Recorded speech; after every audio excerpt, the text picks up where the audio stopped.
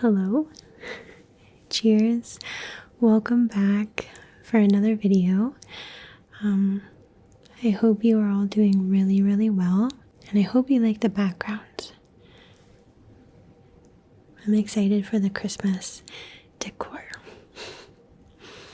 Okay, I'm gonna jump right in because I have a lot of stories to get through. Hi Leah. Hi. I just want to say that I love your videos and I appreciate all of the work and effort that you put into them. I wanted to share my own scary story with you. It's a little long, so I apologize, but here it is. And thank you so much. I'm so happy that you like the videos. It means the world. When I was around 6 years old, my parents and I moved to a rental house that resided in a neighborhood on the outskirts of town. It was a small 3-bedroom, 2-bathroom house with an attic, and my parents thought that it was the perfect place to rent while they saved up to buy a house because the rent was low.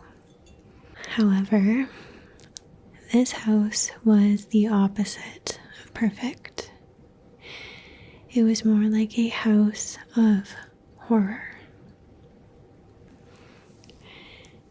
The initial 3 months there were quiet, and I enjoyed living there and making childhood memories. But that quietness would not last. One day, my mother and I decided to go out of town to visit my aunt, leaving my dad alone in the house for the very first time at night. My dad was sitting in the living room watching TV when all of a sudden the television switched off and the computer next to it flipped on and the CD drive began popping in and out like somebody was playing with it. This small but creepy incident would only be the beginning. Over the course of the next few months, we would hear your typical haunted house noises such as pots and pans moving, voices, footsteps, and we would often see shadows. Over the summer, my cousins would often stay with us for a few weeks. And one night, my cousin was showering when suddenly we hear a scream. My cousin ran out and he claimed that whilst he was showering, everything went silent, even though the shower was still running. And then a few seconds later, he heard a man say, "Who?" in his ear. After that, his hearing came back and he screamed and he ran out of the bathroom. My mother attempted to comfort him, but ultimately failed, and my cousin refused to ever use that bathroom again. To continue, I was playing with toys one day in my bedroom when I heard a little girl's voice say, "Hi." I whipped my head around and I saw a translucent little girl standing in my doorway. She had braids and she was wearing a frock dress. And she disappeared as quickly after that. I was terrified to sleep in my bedroom after that, and I began to sleep in my parents' room. One night, while sleeping in my parents' room, I woke up in the middle of the night and I saw a dark shadow man standing at the end of the bed. Oh, I don't like that. He was 8 or 9 feet tall, and after laying eyes on him, he slowly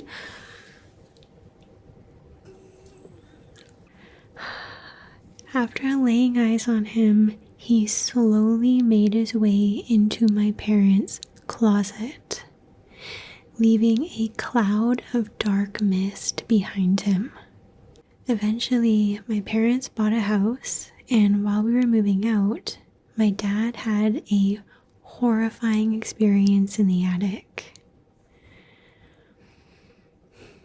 While moving boxes from the attic, my dad claimed that he had a weird feeling about the dark back corner.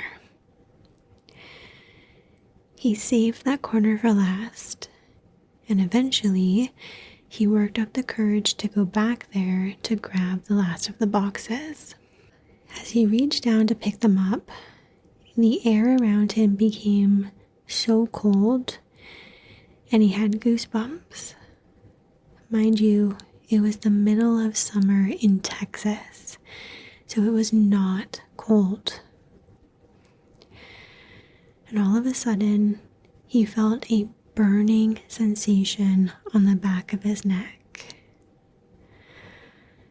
And let's just say that he got the hell out of the attic.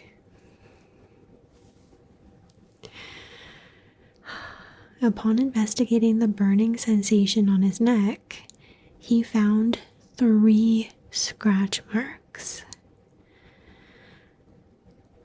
Typically, things that come in threes are not good signs since they mock the Holy Trinity. So we believe that the thing that scratched him may have been evil. I wholeheartedly believe that the thing that scratched my father was the shadow man that I saw standing at the foot of the bed. Oh. I am now in my early 20s, and I still get freaked out when I think about that house. I hope you enjoyed the story. Thank you again, from Ashley. Oh my god. That is so creepy. It's one thing to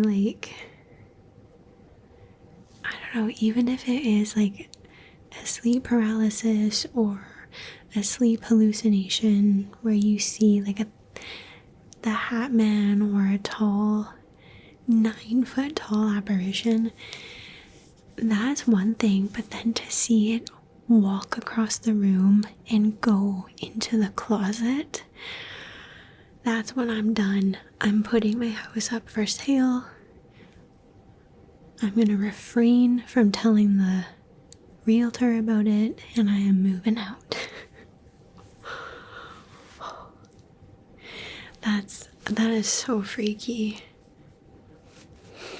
Oh god. Thank you for sharing the story, Ashley.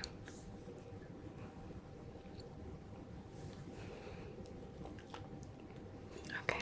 Hello from Florida. Hi. I love your channel. The experience that I'm going to share with you may sound like something out of a horror film, but I can assure you that every detail is true. When my husband and I were newly married and we were living in a duplex, a family friend offered to let us rent a home that she owned in a rural area of the town that we still happen to live in. Naturally, we jumped at the offer. Being newlyweds, we didn't own much, so moving did not take much time. When we told my husband's father of the location, he was concerned because he used to go by that house during his workday, and he said that it always gave him an uneasy feeling.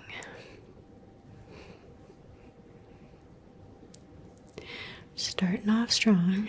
That Halloween night in 1987, we invited over a couple that we were friends with at the time. We decided to have a seance, and we tried to make contact with a friend who had recently died in a car accident. Aww. We asked for a sign, and immediately we hear a loud thump in one of the back rooms. We instantly stopped the seance and we went and we checked the room. Nothing was moved, so we put the incident behind us. Then, 9 days later, an event occurred that forever changed our beliefs. On November 9th, early in the morning, my husband got up to use the bathroom. In the doorway of the bathroom stood a young boy, about 8 years old. Wondering how a young child got in the house, I heard my husband ask, quote, "What is your name? Who are you?" Unquote. And no answer came. The little boy just kept staring at my husband. So he turned the light on and this little kid disappeared. Well, this shook us up and we immediately contacted our landlord. She explained to us that her son, who had passed away on the property, was the original builder of that home. And she said that the description of the ghost sounded like how her son had looked at around age 8. She also went on to tell us more history that was connected to the house.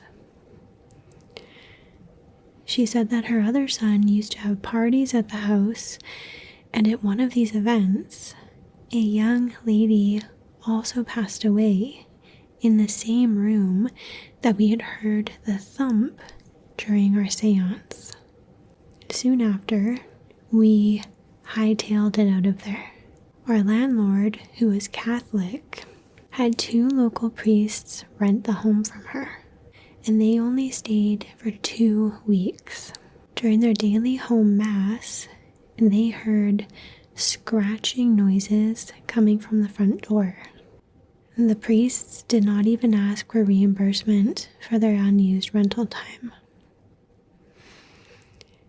We found out a few years after the priest left the property that a young single mother who was renting this wicked house. Oh no. She also ended up passing away in the home. Her body was discovered by the mailman.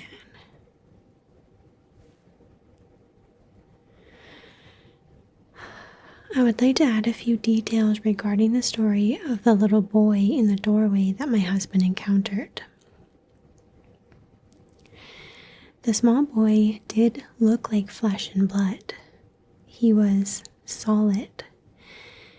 And my husband could see him well because he had a sort of illumination coming from behind him.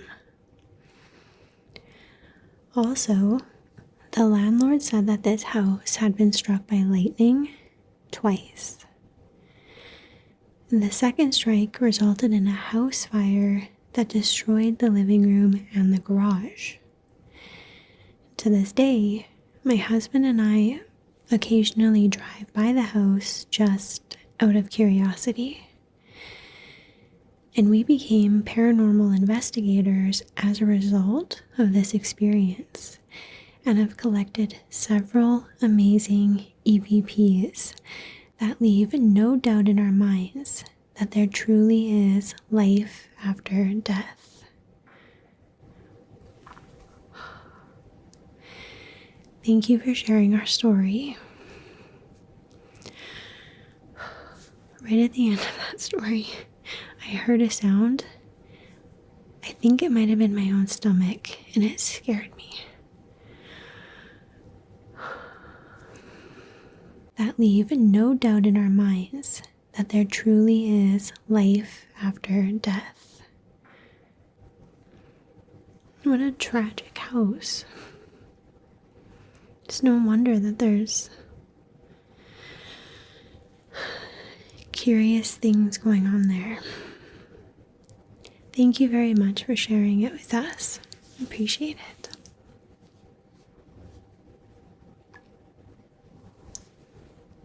Okay. Hey, Leah. Hey. I love your scary viewer stories, so I thought I would send in one of my own. To start off, I am going to give you a little bit of backstory about the apartment complex that I grew up in. My family lived in the southern United States, so pretty much any place that you went, there was a lot of history. The apartment complex that I lived in was pretty old compared to the newer ones around the area. So old that my great-grandfather was one of the construction workers that actually helped build it. Through his stories, I now know that the land was previously a large plantation. It included the house itself, a pool, a large garden, as well as slave quarters. The woman who owned the land later died on the property before it was demolished. Although it's not too relevant to the story, it may explain why weird things kept happening. So, throughout the time that we lived there, we had 2 different apartments. Although we had a ton of experiences in both units, I'm going to focus on the first apartment that my parents had. It was a 2-bedroom, and there were 5 of us. Me, my twin, my older sister, and my mom and my dad. We lived in that apartment from the time I was 2 to around 5. I actually have a lot of memories of shadow figures, whispers, and other weird occurrences. But this one my mom told me as I got older. When me and my twin were around 3, she said that her and a few friends were playing a board game with dice. I can't really remember what game specifically, but she said that she rolled a 6 on the dice, 3 turns in a row. She made a little joke out of it, but didn't bring it too much attention. Oh, so 666. Later that night, after her friends had left, my parents were getting me and my twin ready for bed. For context, me and my twin had our little beds in my parents' room, and as my twin went to lay down, she said that she heard scratching in the walls. So my mom, thinking that it was our cat, asked her if the cat was scratching on the post of my twin's bed.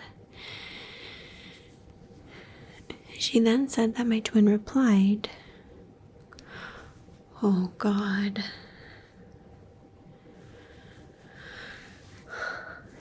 She said, quote, "No, it's the people in the walls," unquote.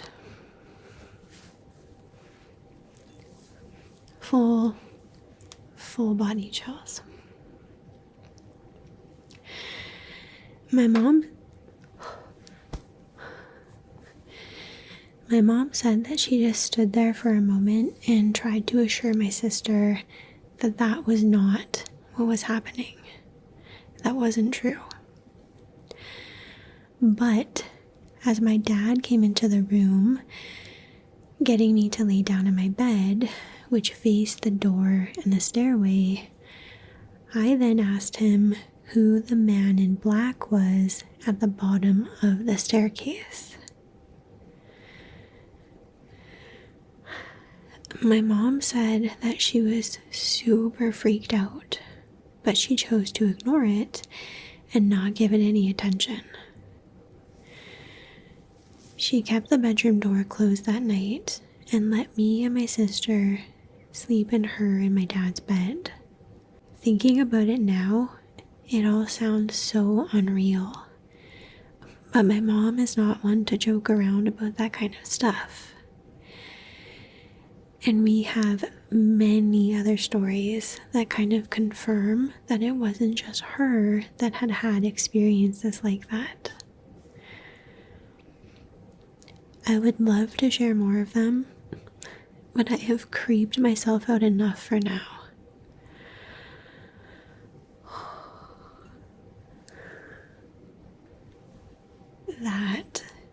That was creepy.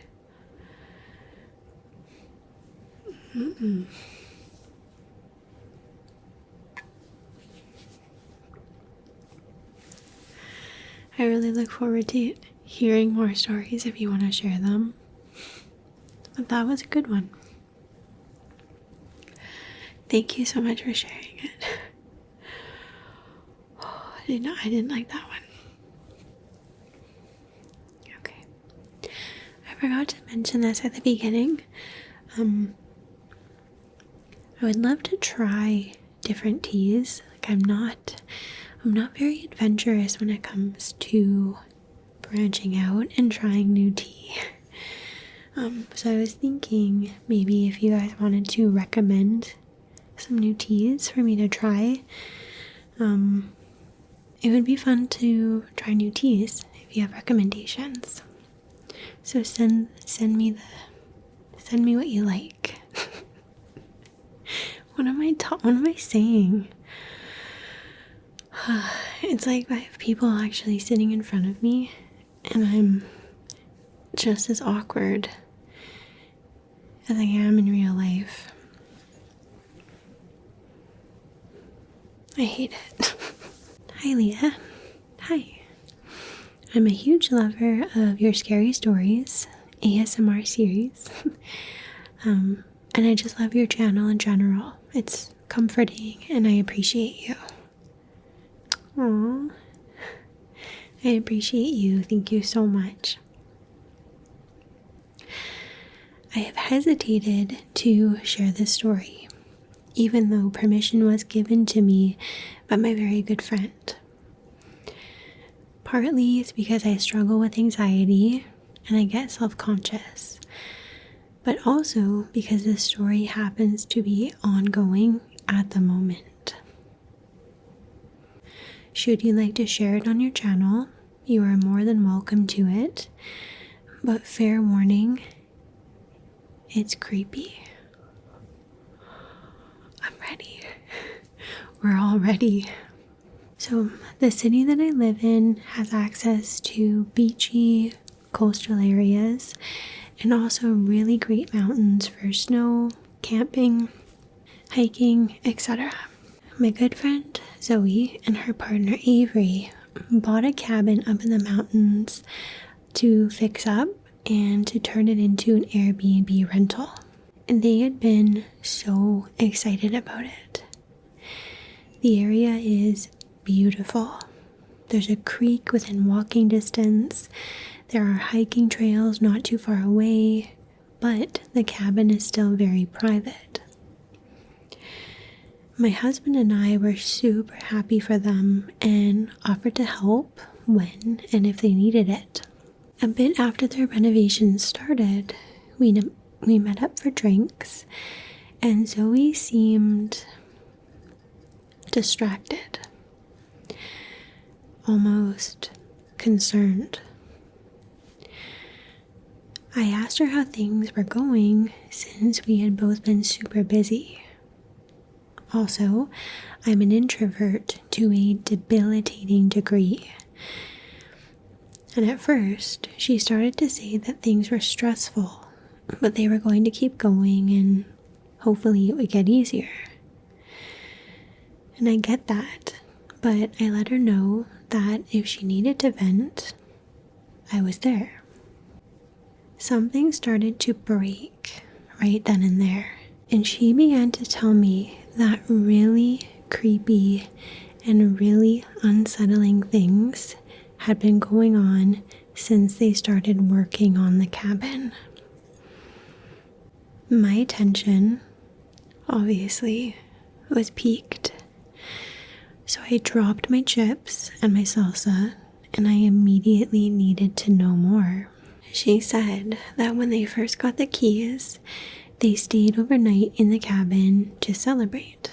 They took food and wine, an air mattress, firewood, and music to make a really fun night of it. Sometime that evening or night, we don't know when, someone left a pile of 4 flat stones outside of the door with a piece of parchment paper on top. When they looked at the paper the next morning, it had words written in a language that was unknown, and there was a drawing of what I can only describe as a demonic face. It was utterly terrifying when she showed it to me, and I actually wish that I had never seen it. They had no clue what to make of it, and they were super creeped out. Obviously, you would think that somebody was messing with you, but nobody lives out there. There are other cabins and places to camp, but not residential areas where people live. Plus, the other cabins are scattered and far away from one another. Like, you have to drive to get to them. For better or worse, they brushed it off and they decided to continue on as if it didn't happen. And 2 weeks into fixing it up, they arrived to find something hanging from one of the trees outside of the cabin. It's a freaking dummy, like a mannequin.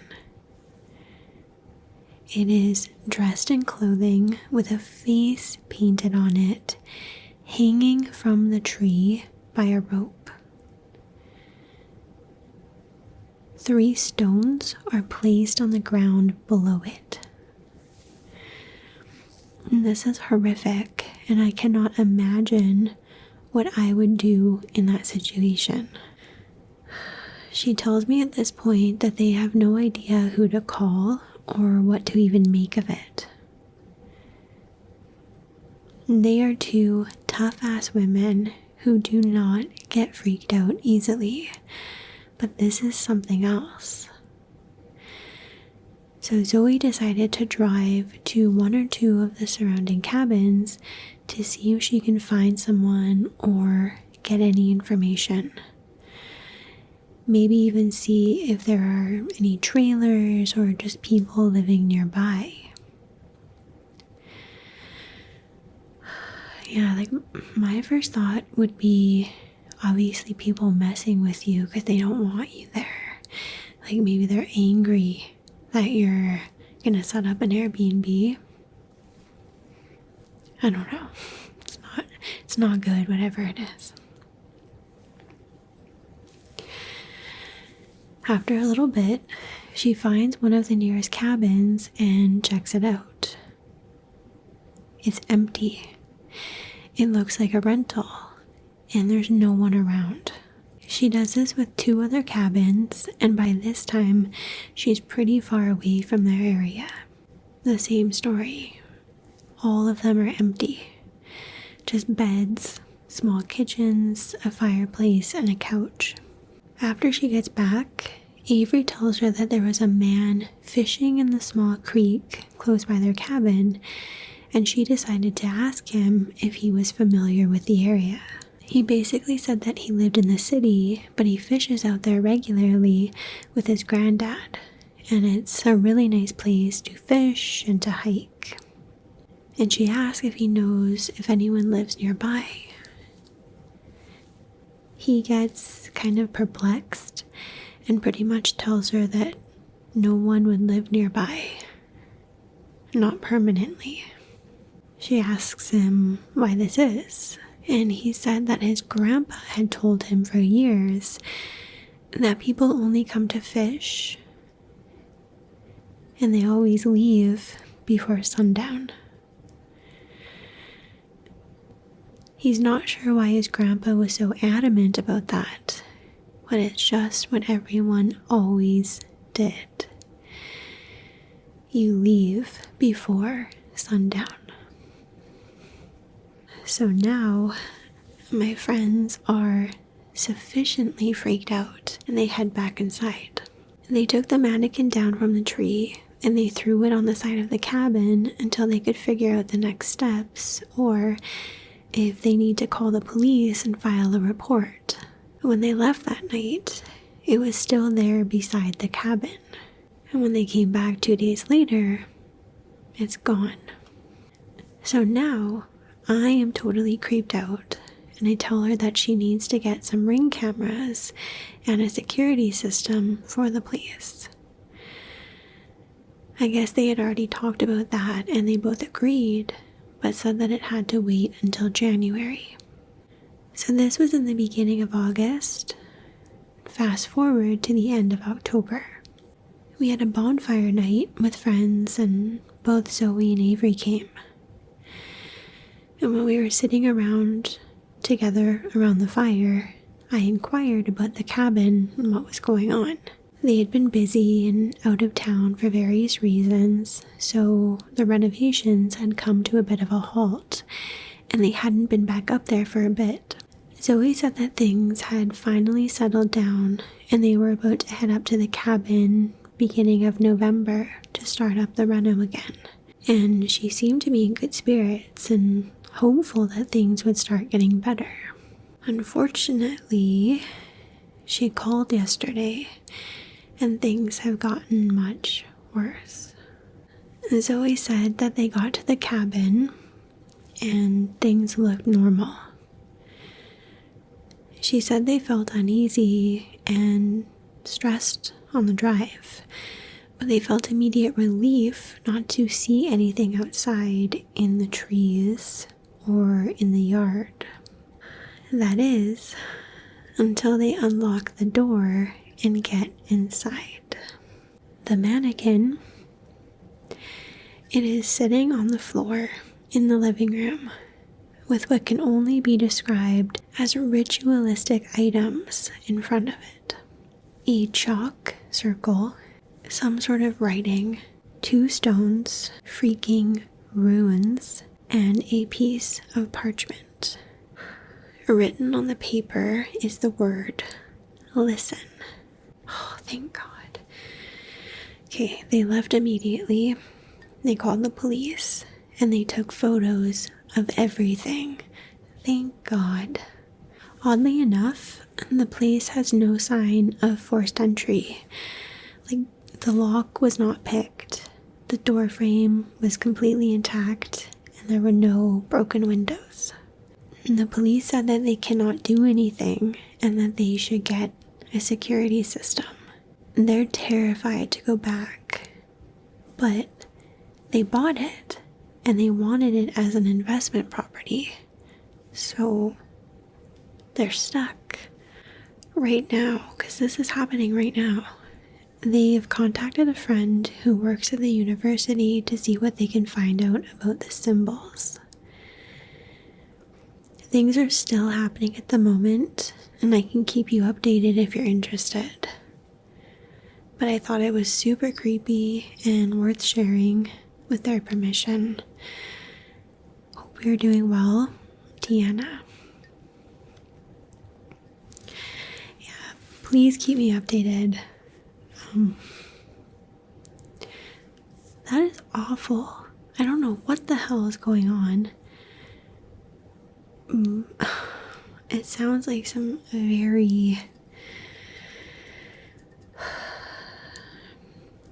scary people who are going down a very dangerous and confused path in life. Messing with them, that's what it sounds like. And I'm really sorry that your friends are going through that. I can't even imagine how I would feel if I bought property, like dream property, and I was being forced out of it by some scary, unhinged shit like that. Let us know. Thank you so much for sharing it with us. But yeah, let us know what happens. Hi, Leah. Hi. First of all, I just want to say thank you for all your work. It's very appreciated. When things get tough, I stick my headphones on, knowing that there'll be something from you to help calm me down. That makes me so happy. I'm so glad.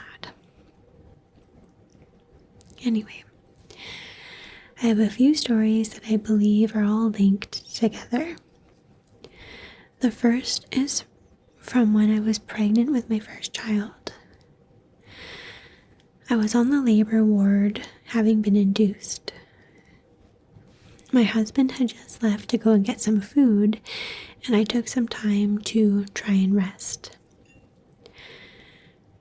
I started to drift, but I felt somebody sit on the bed. I felt them lean over me and move my hair out of my face. I assumed that this was a midwife doing their regular checks, but when I opened my eyes, no one was there. When I thought about it for a moment, I realized that it was more of a stroke, the way that my nan used to do it. She had passed away the year before, and I tried to get back to sleep when I felt someone tap me. And when I looked up, all I could see was a bright white light. I can't describe the shape at all. It was just white. And then it disappeared. And shortly after, my waters broke. I mentioned this to my dad a few weeks later, and he said, quote, "That's weird. Your mom saw something that night too." Unquote.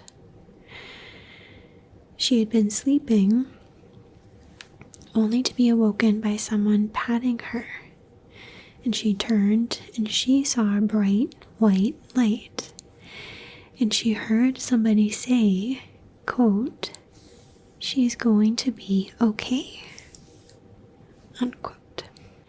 We believe that my nan, her mom, visited both of us that night. Here is the second part of the story. Since having my daughter and now a son as well, we bought a nightlight to put in their room. It's a bunny, and you press the bottom and it lights up. And there's also a remote for different colors. But we just keep it on warm white. Usually, we only need it at the beginning of bedtime, and I turn it off after they've fallen asleep. I walked past their room one night, and it was on. Knowing that I had turned it off, I thought maybe I hadn't clicked the button properly. So, I turned it off again. I went to the bathroom, and I came back, and the light was on again. I took it out of their room, and I put it in my room, but it did not come on. Every single night that it is left in their room, it comes on, but not anywhere else in the house. Not necessarily spooky, but I like to think that it's still my nan. The last part of my story happened during the night a few months ago. My son had moved from a cot to a toddler bed and was soundly asleep. I fell asleep, but I woke up to someone calling my full first name, quote, "Carrie Ann," unquote. No one except my mom, my dad, and my grandparents call me that. Not even my husband. So there's no chance that it was him. I laid there for a moment, then I thought, maybe something wants me to check on the children. My son is laying in the middle of the floor, fast asleep. it's cold and he has no blanket. So I put him back to bed and I cover him up. When I went back to bed, I just said, quote, "Thank you," unquote, assuming that my nan had woken me to make sure that my son got put back into his comfy, warm bed. I know that this was not spooky, but I hope that you will still find it enjoyable. Thank you, from Carrie. Thank you so much, Carrie. I loved it. I loved all of those stories. And that's the really cool thing about getting stories sent in by you guys is some of them are extremely creepy and literally give me goosebumps and full chills. But then there's stories like this that are just, like, I think lighthearted and really heartwarming, and I love them. And I think both kinds of stories just round out the videos in a really nice, creepy, but also warming way. I don't know. I'll never be a channel that focuses on really disturbing, like, unsettling stuff. I don't like that kind of stuff. I may have at one point in my life, like, that sounds weird, but I mean, like, I used to be really into true crime, and that's why I was in criminology at one point in school. But I've just changed as I've gotten older. I don't like that kind of stuff anymore. So I love stories like this. I love the really creepy ghost stories. And yeah, it's perfect. Hi, Leah. Hi. First, I love your channel. Thank you for taking so much time to give us all such great stories. I love that, but most of the time, they're not my stories. They're all your guys' stories. So thank you. I love how compassionate you are when you read them too. I listen to you, audio only of course, on the drive to and from work. You are part of what keeps me calm and centered in a very hectic role. That makes me really happy. Thank you so much for letting me do that for you. It means the world. Anyway, this is my story. It's got a few parts, and it's definitely not the scariest story out there, but I do hope that you enjoy. To set the scene, my family has had a lake house in their name for over 100 years. It is a sprawling, old house built about 150 to 200 yards from one of the Great Lakes. It is stunning. Think like a wraparound, screened-in porch with these two glorious porch swings. A big stone hearth, yeah, with a sunny, bright kitchen. On the flip side, however, the decor is mostly old and dark. Old wooden walls, creaky floors, and dim lighting. The house can barely sustain the AC unit that we pop in the windows in the summer. It's just old. Or character, as my family likes to say. It is also dark. The house itself sits on a private lane with only a handful of other houses. At night, there are no streetlights and there is no cottage in front of ours. So when it's dark, it is dark. It's tranquil because you can hear the water and nothing beats the stars. But man, again, it is dark. As a person who grew up on a humming city street, the dark and the lack of road noise used to deeply unsettle me as a child.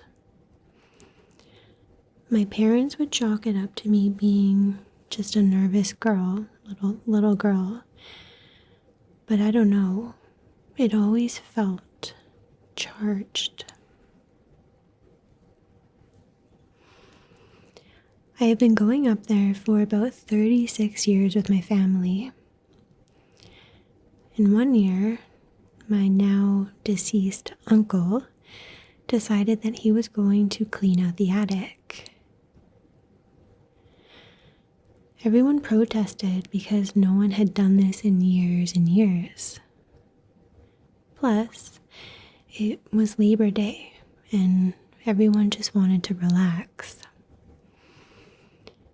But my uncle was a doer, bless his soul. So he did it. He got up there, he cleaned up, he got the squirrel problem figured out, and he put everything into totes and bins and such. It was a noisy, messy affair that I avoided by going swimming with my cousins. And I mention this because I feel like this was the inciting incident to when I started to notice actual activity going on in the house. The house used to be an inn way back in the day, and it comfortably sleeps about 16 people. So, all of the rooms have a sink as well as a mirror in them. The room that I usually slept in has 2 twin beds to your right when you walk in.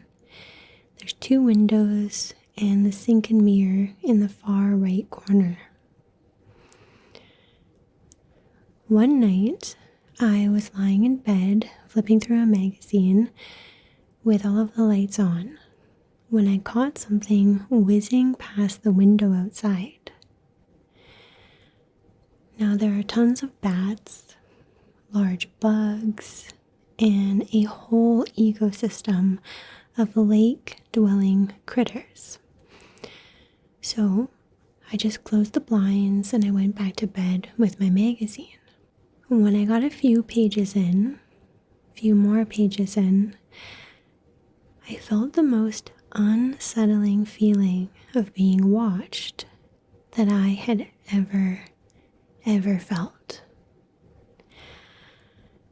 I was 100% sober. I was not on any medications. My back was facing the mirror, and when I turned around, there was a face of a woman staring back at me. I froze, and I can still remember the dread that coursed through me 20 years later.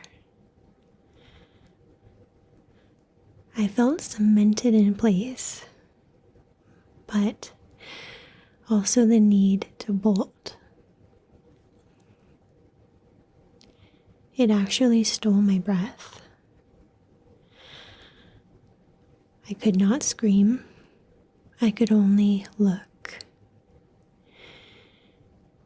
She looked very normal, except for a crack of static that was around her. She was wearing a white collared brown dress in a low center-parted hairstyle. She was expressionless. No horror movie screaming, nothing. I stared for 10, 15 seconds, and then I bolted into my parents' room, diving into bed with them. When I got back in the room in the morning, the mirror was normal again, and I never saw her again. So, I told my family. The house is shared with many of my immediate family members and my cousins, who also had a whole host of other experiences. Another uncle told me that, quote, "We just don't talk about this kind of thing while staying here," unquote. Very creepy. I avoided that room after that. I slept in other bedrooms with my friends and my cousins, or I resorted to drinking so much that I would pass out, which was not a good coping skill. When I started dating my now wife, we got relegated to that room during the annual weekend that we dedicate to patching up the house, with a ton of my cousins and their spouses. Think like 15 to 20 people, some of which had to stay at the hotel a few miles away. I figured enough time had passed, and I felt brave enough to sleep in that room again. I had told her about the ghost sighting, and she was both very validating and very adamant that it would be okay. When we got there, she said very little about the room, since we were mostly exhausted from manual labor in 40 Fahrenheit, 4 Celsius, blustery, wet weather. Admittedly, I slept so much better with her in there, though had to keep all the lights on as my big eight at my big age of 29. We also pulled the old mirror from the wall, and that made it feel better. I would pull the mirror down too. I'm not messing with that. Plus, I'm not saying I believe it, but I've heard many, many times that mirrors are portals for demons and stuff, which I don't like. Oh. As we were getting ready to leave that weekend, she told me she absolutely felt a presence, and she thanked it for not bothering us that night. In that trip, she also saw an inexplicable light in the otherwise pitch black dining room. She is a very logical thinker, and she tried to investigate where the dancing lights were coming from, but she couldn't figure it out. I was relieved that she told me when we were heading home and not during our stay.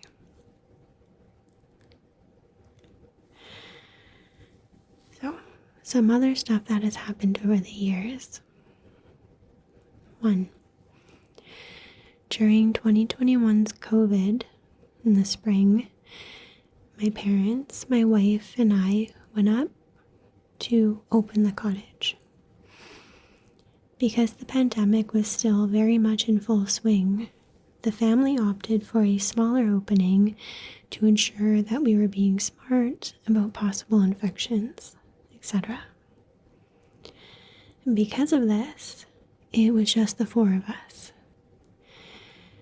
We all divided and conquered the big old house, So while I was cleaning and hanging screens in the windows, my wife was cleaning and dusting all the bedrooms to just wake them up for the season. There is a room up there where one of my great uncles passed away from the flu.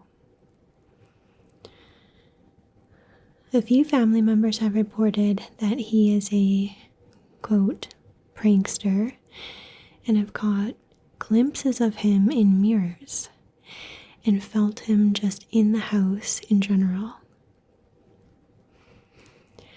My wife was cleaning, and she said that she felt the distinct presence of somebody in the room behind her. She said, quote, "Hi, Uncle Joe," not his name, but for the story. "I'm just up here cleaning," unquote.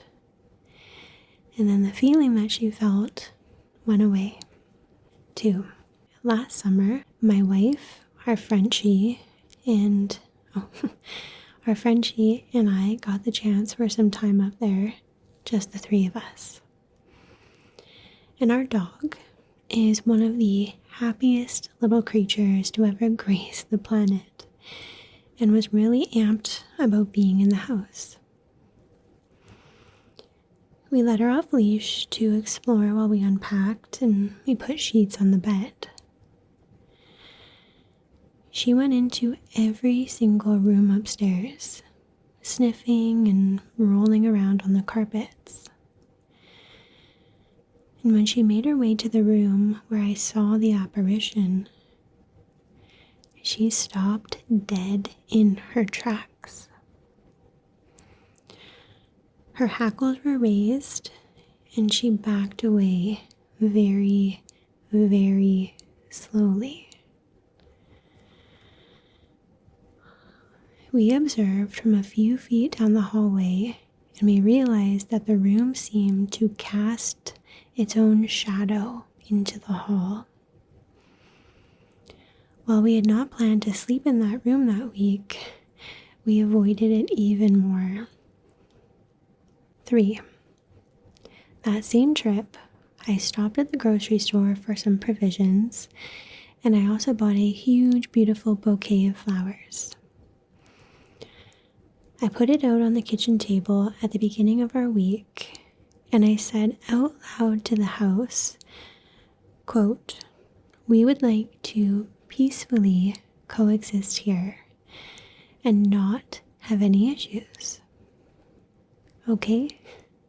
Unquote. Hilariously, the next day, I woke up to sunlight streaming through the windows, and I panicked.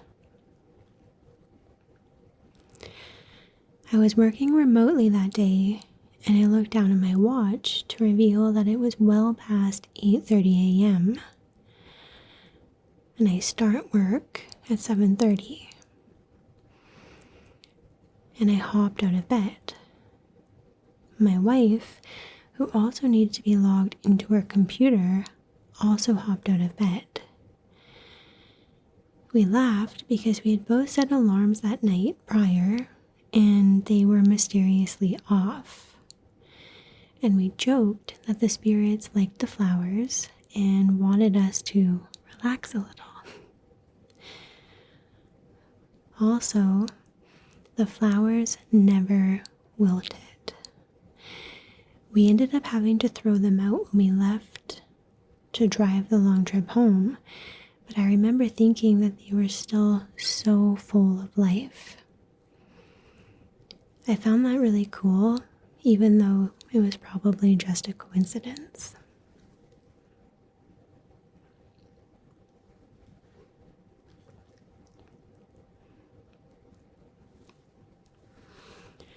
The only malicious feeling I have ever gotten was one night while sleeping in the room with my wife. The room. All of the lights were on. The mirror was on the floor. I had a dream that someone was trying to coax me downstairs in the house and in the dark. And they kept begging me to get up, and I kept telling them I was sleeping. And that was the only time I actually felt genuine fear and not just surprise. And that was also the last weekend that we slept in that room. Some other stories that people have told me are mostly about mysterious lights. One particular one in the attic and the fireplace. Also voices, hearing the sinks turning on at night, hearing footsteps, seeing visions of people, although mostly just Uncle Joe in mirrors, talking to someone outside on the bench by the house, only to realize that no one was actually there, and many things along those lines. And I trust the accounts of these people deeply. Other than that, I think the house is filled with spirits who just enjoy the house. I think that they like it when folks are up there who also love the house, and they just want to keep taking care of it. To ease my fears, I picture the cast of that show, Ghosts, when I'm up there, having parties and running amok, while in the off-season. At least, I hope. Anyway, thank you again. This was longer than I anticipated. All my best, from Lauren. Very cool. Thank you so much for sending that in, Lauren. That's really cool. You didn't mention which of the Great Lakes. I'd be curious to know which of the Great Lakes it is on. That would be so cool to have a haunted house in your family. I have no idea how it works, but maybe, I don't know if you're in the States or in Canada where you are, but maybe you should contact one of those ghost shows.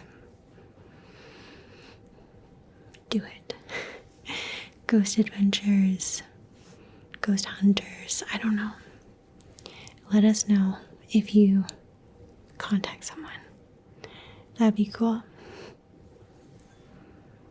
Anyway, I hope you guys liked it.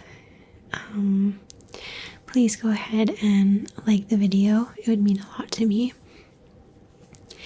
And if you have your own creepy story, be it ghost chilling or lighthearted ghost stories, I don't know, you can find my email down below. And other than that, thank you so much for watching. Thank you to everyone who sent a story in, and I will see you soon. Bye.